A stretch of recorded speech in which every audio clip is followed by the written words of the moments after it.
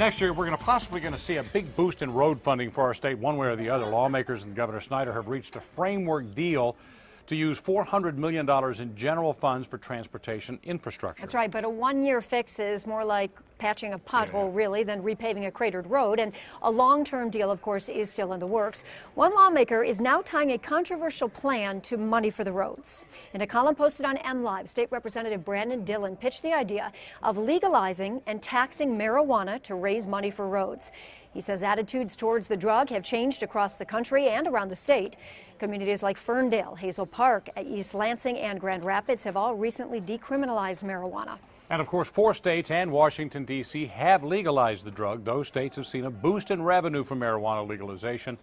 But when you look at Colorado, the money raised there really is not a significant enough bunch of money. The Washington Post reporting the state got just $76 million in marijuana taxes last year, which is a far cry from the $1 billion Michigan needs for roads. Yeah, and while there has been more decriminalization in Michigan, a recent poll found that only a small majority of Michigan residents support legalization.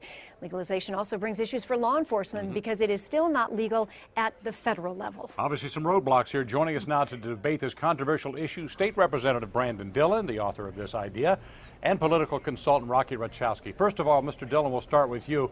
This would really be just a drop in the bucket for road funding. So is it even fair to tie the issues together? Well, I don't think I have tied the two together. I've suggested that raising revenue from the regulation and legalization and taxation of marijuana could provide funding for roads, public safety, public education. But I think anybody would be selling you a bill of goods if they said that that would cover the entire freight of these priorities. It's a portion of what could be available to help us pay for these priorities, but certainly I don't think we're going to raise $1.2 billion. It's more in the lines of $150 million to potentially $350, $400 million based on a proportional extrapolation of sales from a state like Colorado. Why do you believe in this so strongly when so many other people are opposed to this? Well, I will tell you, I think attitudes are changing very quickly. If you would have asked people 5 years ago if they thought a community like Grand Rapids, Michigan was going to decriminalize marijuana with a 60% vote, they would have thought you were crazy. 51% of adults in Michigan support the idea of legalization, regulation, and taxation of marijuana. This is an idea that splits not along partisan lines, but around generational lines. Younger people understand that prohibition against marijuana, the war on drugs against marijuana has not worked. It's time to do something different. It's time to loosen up our criminal justice system so that we don't have to prosecute these offenses and also reap some of the tax benefits of regulating and taxing this product. All right, Rocky Rachowski is here right now. So as he pointed out, attitudes are changing. And study after study say marijuana is really no worse than alcohol, and alcohol has been legal for years. So why not go ahead and change it, if nothing else, just to get that tax straight? Well, first off, public opinion is not tremendously changing. If you looked at all the polls across the United States, including Michigan, the numbers have actually dropped in the last year until when people started educating themselves what legalization is all about. And the problem with a lot of these polls is that these polls ask a question, would you support legalization or would you oppose it? Instead of basically saying, are you still on the fence? Because a lot of people that are on the fence are going to oppose this when it comes to an actual ballot measure in Michigan. And you ask a very important question, Steve.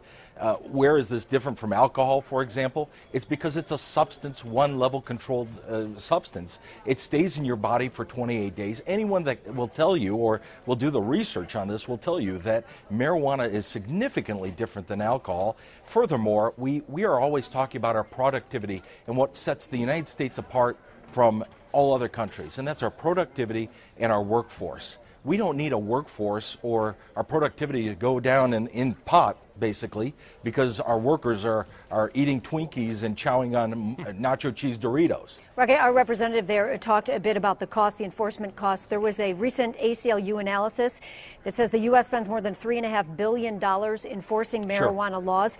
Couldn't this idea of legalizing and taxing help save a whole lot of money when it comes to that? Well, let's talk about legalizing prostitution. Let's talk about legalizing everything that's a nonviolent crime. We wouldn't want to do that. Now, we do agree, I agree with the representative in one thing he said, and that is that let's take a look at marijuana punishment. Let's look at what we do to these people that are actually found to be using these substances.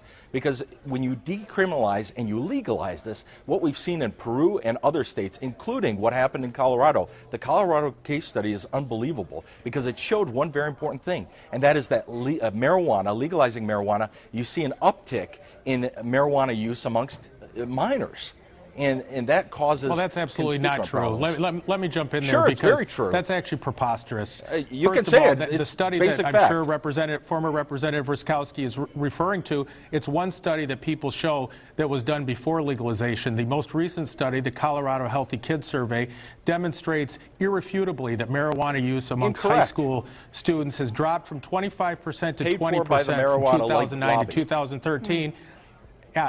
Andy, and if you talk about productivity, Colorado has the fastest growing economy of any state in the United States. So your marijuana and also that the somehow largest legalization of marijuana would lead to people sitting gentlemen, around eating Twinkies all day is preposterous. Hold on a second, gentlemen. I'm going to pull out a couple. Sound like Attorney General Schuette in 2008, who predicted chaos in the streets if we approved medical marijuana. Let's move on. I want to move on. This is some sort of... Both of you gentlemen, hold on a second. I'm going to move on here because we do have some figures out of Colorado. These are studies that, to my knowledge, were not funded by the drug industry.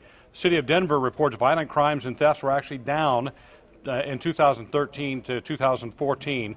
And across Colorado, fatal car accidents were up, but only slightly, and below previous decades' average. So these are figures that are coming to you from the state government, not from any studies done by any lobbyist group. But let me also tell you that Governor Hickenlooper, I believe his name is, yes. He's actually now come out against the legalization and said we really rushed in Colorado to legalize it, and that's why now you're starting to see 7 cities in Colorado actually basically put back on their books that marijuana is not allowed to be sold or used in those cities. Representative, question for you. If this were legalized... Representative Ruskowski is...